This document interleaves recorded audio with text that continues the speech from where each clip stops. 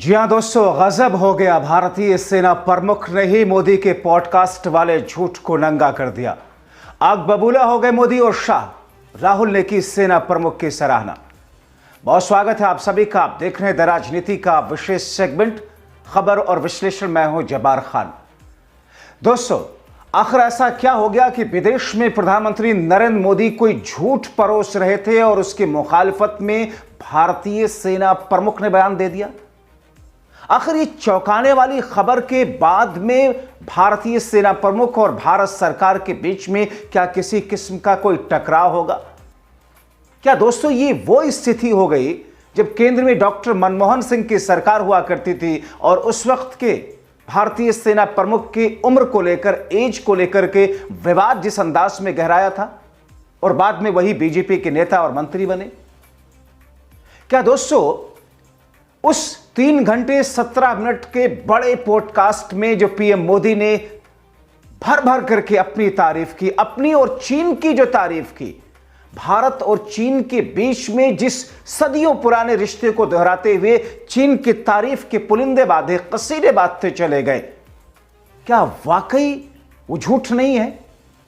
और जब चीन के साथ भारत के रिश्तों और भारत को रोकने के लिए चीन के जरिए उठाए जा रहे कदमों की काट और सच भारतीय सेना ने बताया, महज 24 घंटों के भीतर भीतर मोदी के उस पोस्टकास्ट झूठ वाले के बीच में, तो फिर देश के अंदर हंगामा क्यों मच गया? मोदी शाह बौखला क्यों रहे? दोस्तों, बहुत महत्वपूर्ण खबर है। इस खबर को लोगों ने दिखाया होगा मगर दूसरे नजरिए से कि साहब चीन और भारत के बीच में रिश्ते तो बेहतर होने जा रहे हैं। मोदी ने जो बात कह दी वो तो बात पत्थर की लकीर होगी और मोदी कभी झूठ नहीं बोलते। दोस्तों, हम ये नहीं कह रहे हैं मोदी ने झूठ बोला या सच बोला, या आपको कहना है या आपको तय करना है, क्योंकि मैं सिर्फ आपके सामने दोनों तर्क और दोनों तथ्य रख दूंगा। प्रधानमंत्री नरेंद्र मोदी ने अमेरिका में बैठ करके 3 घंटे 17 मिनट के उस पॉडकास्ट में क्या कुछ कहा, उसकी असलियत क्या है, और जिस चीन को लेकर के प्रधानमंत्री मोदी ने कहा कि साहब सब कुछ दोनों देशों के बीच में कभी टकराव रहा ही नहीं, कभी विरोध हुआ ही नहीं, उसके सच में सेना प्रमुख ने क्या कह दिया, उपेंद्र द्विवेदी ने क्या कहा, आप माथा पीट लेंगे कि क्या मोदी साहब इतना झूठ बोल सकते हैं। दरअसल दोस्तों, प्रधानमंत्री नरेंद्र मोदी ने अमेरिका के एआई रिसर्चर लेक्स फ्रिडमैन के साथ में बातचीत में भारत चीन रिश्तों पर जो कहा, उससे लग रहा है कि चीन तो भारत के साथ कदम से कदम मिलाकर के भारत के लिए काम कर रहा है। पीएम मोदी के नजरिए से जाहिर है चीन का पीएम मोदी की बातों से गदगद होना बनता है। चीन सोच रहा होगा कि हमने तो भारत को डंडा कर रखा है और मोदी तो फिर भी हमारी ही तारीफ किए जा रहे हैं। तो अभी तक अपने देश में ही मोदी तारीफ कर रहे थे, अब तो विदेशों में जाकर भी चीन की तारीफ कर रहे हैं। जाहिर है मोदी द्वारा चीन की तारीफ और कसीदे की चीन में जम करके चर्चा होनी है, सराहना होनी है। चीन ने कहा कि पीएम मोदी ने दोनों देशों के रिश्तों पर जो सकारात्मक प्रतिक्रिया दी वो तारीफ के काबिल है। वाह मोदी जी वाह, चीन तो आपकी तारीफ कर रहा है, मगर चीन तो भारत के खिलाफ क्या कुछ कर रहा है वो आपने नहीं देखा। मगर दोस्तों, फिर क्या कारण है कि भारतीय सेना ने मोदी के बयान को गलत बता दिया? कैसे गलत बताया, आपको पूरा बयान कोट करके दिखाते हैं। अब आप सोच रहे होंगे कि मोदी साहब ने ऐसा क्या कहा और क्यों कहा? क्योंकि चीन तो हमारे लिए पाकिस्तान से भी ज्यादा खतरनाक है, हमें पाकिस्तान से ज्यादा चीन से खतरा है। और ये मैं नहीं कह रहा हूं, ये भारत और भारत के पड़ोसी देशों और वैश्विक स्तर पर चीन और भारत के बीच में जो कुछ अब तक हुआ, गलवान 2020 से लेकर अब तक, इस बीच की मैं सिर्फ बात कर रहा हूं। पहले की तो बातें छोड़ दीजिए। पहले से तो भारत और चीन के रिश्तों को एक मजबूत बंधन में हस्बैंड वाइफ की तरह बताने की कोशिश कर रहे हैं मोदी साहब। दोस्तों, मैं क्यों कह रहा हूं पाकिस्तान से ज्यादा खतरनाक चीन है और उसका विरोध क्यों भारत में होता है? आपने देखा कई मौके पर पाकिस्तान तो हमारे मुकाबले कहीं नहीं ठहरता, मगर चीन तो हर मामले में भारत से आगे है। मोदी सरकार, मोदी साहब अपने अंधभक्तों के मन में भले ही ठूसें कि साहब चीन तो हमारे कदमों को नीचे है, सच तो नहीं हो जाएगा ना। दोस्तों, मोदी साहब ने अमेरिका में कहा क्या, सबसे पहले आप उसको सुना दें, आप देख लीजिए। वो कहते हैं अपने पॉडकास्ट में कैसे चीन की तारीफ करते हैं, कैसे भारत और चीन के बीच में पुराने सदियों से मजबूत रिश्तों की बात करते हैं। कभी टकराव हुआ ही नहीं चीन के साथ में, कैसे झूठ परोसा जा रहा है। वो कहते हैं भारत चीन के बीच सदियों पुराने रिश्ते हैं। पुराने रिकॉर्ड बताते हैं कि भारत और चीन के वक्त दुनिया की जीडीपी में 50% से अधिक योगदान भारत और चीन का हुआ करता था। यह किस वक्त की बात है ये मोदी साहब नहीं बताते हैं। दोनों देशों के बीच में गहरे सांस्कृतिक संबंध हैं जिसे हम भविष्य में भी मजबूत रखना चाहते हैं। भारत और चीन के बीच संबंध नए नहीं हैं, बहुत पुराने हैं, सदियों के संबंध हैं, टकराव नहीं हुए कभी। आधुनिक दुनिया में भी वे एक महत्वपूर्ण भूमिका निभाते हैं। अगर आप ऐतिहासिक रिकॉर्ड को देखें तो सदियों से भारत और चीन ने एक दूसरे से सीखा है। भारत और चीन का विश्व के लिए मजबूत बड़ा योगदान था। गहरे सांस्कृतिक संबंधों के साथ में हमारे संबंध बेहद मजबूत शुरू से रहे हैं। चीन से कभी हमारे रिश्ते खराब नहीं हुए। ये शब्द हैं प्रधानमंत्री नरेंद्र मोदी के। आप जाकर के पॉडकास्ट को सुन सकते हैं। अब आपको बताया कि इसके फौरन बाद, एक दिन के बाद में, भारत के अंदर भारतीय जनरल उपेंद्र द्विवेदी ने क्या कहा दोस्तों, भारतीय सेना के प्रमुख ने क्या कहा। और आप सोचिए कि प्रधानमंत्री मोदी चीन की तारीफ में कसीदे पढ़ रहे हैं और भारतीय सेना ने क्या कहा चीन के लिए, कैसे उसे दुश्मन बताया। वो कहते हैं कि चीन भारत के लिए मुश्किलें बढ़ा रहा है। पहली लाइन, चीन भारत के लिए मुश्किलें बढ़ा रहा है। अखबारों ने छापे हैं, आप देख सकते हैं। वो प्रतिस्पर्धा पैदा कर रहा है। भारत के ग्लोबल साउथ का स्वाभाविक नेता बनने का प्रयासों में बाधा डालता है। हमें लोकतांत्रिक बदलाव और संसाधन नियंत्रण को मैनेज करने के साथ साथ में भविष्य की शक्ति केंद्र के तौर पर अफ्रीका की संभावनाओं पर ध्यान देने की जरूरत है।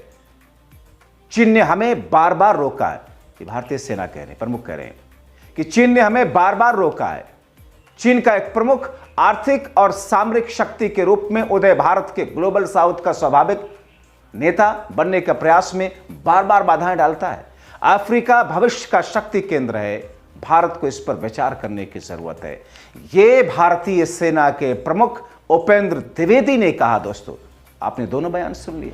एक तरफ मोदी साहब चीन के कसीदे तारीफ में तारीफ किए जा रहे हैं कि साहब हमारे रिश्ते सदियों पुराने हैं, हम एक दूसरे से कभी टकराए नहीं। तो फिर आप कोसते हैं नेहरू को, चीन भारत की लड़ाई के लिए, राहुल गांधी को कि उनके डेलीगेशन से मुलाकात कर लिए। आपने टिकटॉक पर बैन लगा दिया, आपने वो फुलझड़ियों दिवाली के पटाखों पर बैन कर दिया। खैर, तो दोस्तों, सेना प्रमुख के इस बयान से आपको क्या लगता है, चल क्या रहा है, मोदी चाहते क्या है? क्या मोदी सिर्फ अपने ही रिश्ते शी जिनपिंग के साथ में मजबूत बना करके, मजबूत दिखा करके ग्लोबल प्रोफाइल तैयार कर रहे हैं, या क्या वह जैसे ट्रंप के साथ मोदी अपने मजबूत रिश्ते बनाते हैं, लेकिन ट्रंप उन्हें बार बार जलील कर देते हैं। भारत को इज्जत तो ट्रंप ने दिया, लेकिन मोदी को अपने शपथ समारोह में तो नहीं बुलाया। दोस्तों, सेना प्रमुख तो आगे भी बहुत कुछ कह रहे हैं। जो बातें उन्होंने कही काउंटर के तौर पर, वो तो कही। आगे उन्होंने कहा कि भौगोलिक स्थिति, जनसंख्याकिक लोकतंत्र, समृद्धि, सॉफ्ट पावर और समावेशी दृष्टिकोण के कारण भारत की स्थिति विश्व में महत्वपूर्ण बनी रहेगी। वर्तमान में भारत सबसे बड़ी आबादी, सबसे बड़े लोकतंत्र, 7वां सबसे बड़ा भूभाग और भू रणनीतिक स्थान होने के बावजूद अपेक्षाकृत निचले वैश्विक स्थान पर बना हुआ है। यह कौन कह रहा? भारतीय सेना के प्रमुख। हमें बार बार रोका गया, चीन ने रोका। इस कारण हमारे पास सीधे तौर पर महत्वपूर्ण अंतर्राष्ट्रीय निर्णय को आकार देने की क्षमता कम रही है। यहां तक कि ब्रिक्स को भी असफलताओं का सामना करना पड़ा। भविष्य के शक्ति केंद्र के रूप में अफ्रीका की संभावनाओं पर विचार करने की भारत को जरूरत है। तकनीकी कौशल संघर्ष रोकने की नई मुद्रा बन गया है। डेटा व्यापार इन सुरक्षा की नई राजधानी बन गया है, मगर चीन ने हमें बार बार रोका। चीन और भारत के रिश्तों के बीच में चीन की तरफ से उठाए गए कदम भारत के खिलाफ में ये हैं, जिसे भारतीय सेना के प्रमुख आंखों में आंखें डालकर प्रधानमंत्री नरेंद्र मोदी की उस बयान के 12 घंटों के बाद कहते हैं। और यह सब मौका था जनरल बिपिन रावत से जुड़े हुए कार्यक्रम का दोस्तों, दिल्ली में। अब आपको मोदी के स्टेटमेंट का और पोस्टमार्टम करके समझना हो तो समझिए। अगर चीन भारत का इतना पुराना सहयोगी रहा, इतने पुराने अच्छे रिश्ते चीन और भारत के रहे, टकराव कभी हुआ ही नहीं, तो फिर गलवान में 2020 में टकराव से लेकर के अब तक चीन के साथ, भारत के साथ क्या चीजें हुई हैं? भारतीय सैनिकों की जो शहादत हुई भारत चीन सीमा पर, उन सैनिकों की विधवाओं और बच्चों के मन से और दिल से निकलने वाली आह क्या मोदी जी ठुकरा रहे हैं, उसे बेइज्जत कर रहे हैं? आखिर क्या चाहते हैं मोदी जी? हमारे सेनाओं की जवानों की शहादत के बाद में मोदी अगर ऐसा बोलते हैं कि भारत और चीन के बीच में टकराव कभी रहा ही नहीं हुआ, तो फिर मौजूदा वक्त में भी आप जाकर के देखिए भारत और चीन की सीमाओं के आसपास, जहां पर चीन गांव बसा रहा है, रनवे तैयार कर रहा है, नो मैन्स लैंड में भारत की बेसमान जमीनें चले गई। कितने सेना के जवान जो हमारे शहीद हुए, उनके बच्चे यतीम हुए, उनकी बहनें, उनकी पत्नियां, जिस अंदाज में उनकी बूढ़ी माएं जिस वक्त परेशान है, मोदी जी उन जख्मों पर नमक छिड़क रहे हैं क्या कि चीन से रिश्ते कभी खराब ही नहीं रहे? आपको एक और रुख भी दिखाते हैं। आप देखिए कि वो मोदी जो गुजरात के सीएम होते हुए भी चीन के साथ गलबैयां कर रहे थे, वो मोदी जो प्रधानमंत्री बनने के बाद में शी जिनपिंग को बुला करके भारत में, गुजरात में झूला झूला रहे थे, मगर उसी के बाद चीन ने क्या किया था भारत के साथ में? और ये कोई नई बात नहीं थी। प्रधानमंत्री मोदी जब गुजरात के सीएम थे तब भी चीन के साथ में, उसके राष्ट्रपति के साथ में रिश्ते रखते थे। ऐसा कहा यहां तक जाता है कि गुजरात के कुछ स्मगलर्स जब पकड़े गए चीन में, तो मोदी जी ने उन्हें छुड़ाने के लिए एड़ी से चोटी का जोर लगाया। होंगे मोदी साहब आपके रिश्ते शी जिनपिंग के साथ? भारत के रिश्ते कैसे हैं? भारत के साथ चीन कैसा करता है, वो आपके लिए मायने रखना चाहिए। आप प्रधानमंत्री हैं देश के लिए, अपनी प्रोफाइलिंग करने के लिए नहीं। अगर चीन से मोदी या बीजेपी को इतनी दोस्ती है, तो फिर जब राहुल गांधी चीनी डेलीगेशन से मिलने उनके एम्बेसी गए, तो उस वक्त मोदी शाह समेत पूरा बीजेपी कुनबा इतना हाय तौबा क्यों मचा रहा था? मोदी के दोस्त के साथ ही तो मुलाकात करने गए थे। आखिर क्या कारण है कि मोदी बार बार इस तरीके की बातें बोलते हैं? एक तरफ कहते हैं कि नेहरू को कोसते हुए चीन के साथ युद्ध में भारत के हार के लिए नेहरू को जिम्मेदार बताते हैं। आज तक अभद्र भाषा का, अशोभनीय भाषा का प्रयोग नेहरू के लिए किया जाता है, और फिर उसके बावजूद ये कहते हैं कि चीन से हमारे रिश्ते कभी खराब नहीं रहे। वाह मोदी जी वाह। अभी के लिए इतना ही, बहुत शुक्रिया।